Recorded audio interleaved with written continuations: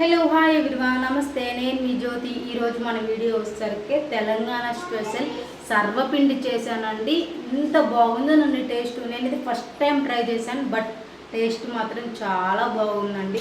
మరి ఆంధ్రాలో ఏమంటారో తెలియదండి, నేనైతే ఫస్ట్ టైం ట్రై చేశాను. మా సైడ్ ఎప్పుడు వినలేదు కూడా అయిపోయారు, కానీ టేస్ట్ మాత్రం చాలా బాగుందండి. చూడండి నవ్వుతుంటేనే కరకర ఫ్లేవరు.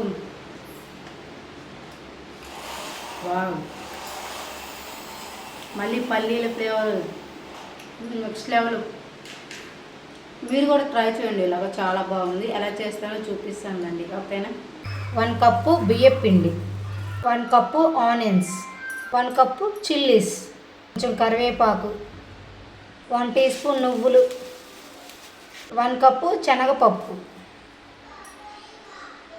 1/2 కప్పు పుట్నాలు, 1/2 కప్పు పల్లీలు వేసానండి. పల్లీలు బాగా వేయించుకొని వేసుకుంటే టేస్ట్ చాలా బాగుంటుంది. 1 టీ స్పూన్ పసుపు, 1 teaspoon salt, 1 teaspoon కారం, కొంచెం ఫ్లేవర్ కోసం ధనియాల పౌడర్, ఫైనల్లీ కొంచెం కొత్తిమీర.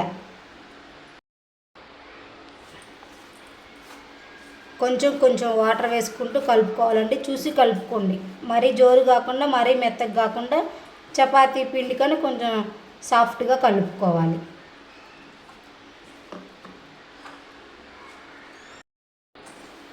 చూసారు కదా, చూసి కలుపుకోండి. ఊకనే మెత్తగా అయిపోయింది. ఒక 5 నిమిషాలు అట్లా పక్కన పెట్టేసుకుంటే ఆ మసాలా ఫ్లేవరు ఆనియన్స్ పచ్చిమిరపకాయల ఫ్లేవర్ అంతా మంచిగా పట్టాలి కదండి పిండికి.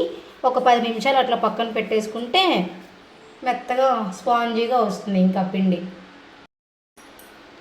కొంచెం ఆయిల్ వేస్తే ఇంకా స్మూత్గా ఉంటుందండి, అందుకే కొంచెం ఆయిల్ వేసి కలిపామనుకో చాలా అంటే చాలా బాగుంటుంది పిండి, సర్వపిండి. చూసారు కదా ఎంత స్మూత్గా ఉందో పిండి. మంచిగా ఇట్లా రౌండ్ చేసుకొని మీకు ఎన్ని అప్పలు కావాలంటే అన్ని అప్పలు చేసుకోవచ్చు అండి. నేనైతే ఒక 5-6 అప్పలు వస్తాయండి నేను చేసిన పిండికి. ఇట్లా మంచిగా రౌండ్ చేసుకొని ఇంకా స్టవ్ ఆన్ చేసుకుందాం రండి. స్టవ్ ఆన్ చేసి గిన్నె పెట్టేసి కొంచెం ఆయిల్ వేయాలండి. బాగా మందంగా ఉన్న గిన్నె తీసుకోండి, సరిపోతుంది. పిండి మొత్తాన్ని మీకు ఎట్లా కావాలంటే అట్లా మంచిగా చిన్న చిన్నగా చేసుకొని ఇట్లా పెట్టుకొని ఇట్లా నలపాలి. ఇట్లా కళాయిలో చేసుకుంటేనే చాలా బాగా వస్తుందండి ఎప్పుడైనా సర్వపిండి. మీకు ఇంకొక కావాలంటే దోశ పెంకు మీద కూడా చేసుకోవచ్చు.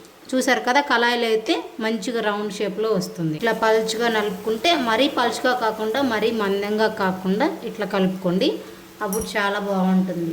ఇంకా పైన కూడా కొంచెం అలా ఆయిల్ వేస్తే మొత్తం కుక్ అవుతుంది. ఇంకా 5 నిమిషాలు మూత పెట్టేసుకుందాం. ఇంకా మూత పెట్టేసి ఒక 5-10 నిమిషాలు అట్లా ఉంచేస్తే అదే అయిపోతుంది సర్వపిండి. టేస్ట్ మాత్రం చాలా బాగుంటుందండి. సర్వపిండి రెడీ. వావ్, చూడండి ఎంత చక్కగా కుదిరిందో. ఇటు కూడా కాల్చుకుంటే పచ్చి వాసన ఏమైనా ఉన్నా బాగుంటుందండి. చూడండి ఎంత గోల్డ్ కలర్లో వచ్చేసిందో. ఒకసారి అలా తిప్పామనుకో ఇంకా టేస్ట్ చాలా బాగుంటుంది. నేను వీడియో తీసేదాకా కూడా ఆగలేదండి, మా వాళ్ళు వేసేసారు ఆల్రెడీ.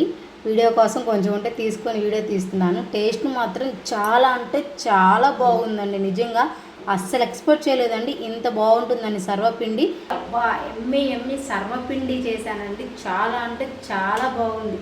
టేస్ట్ చూస్తాను.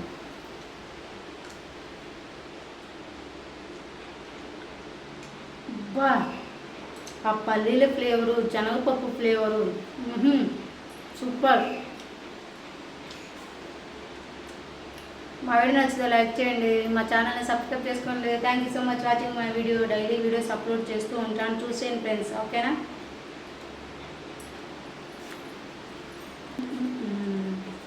సర్వపిండి చూడండి ఎంత బాగుందో సర్వపిండి.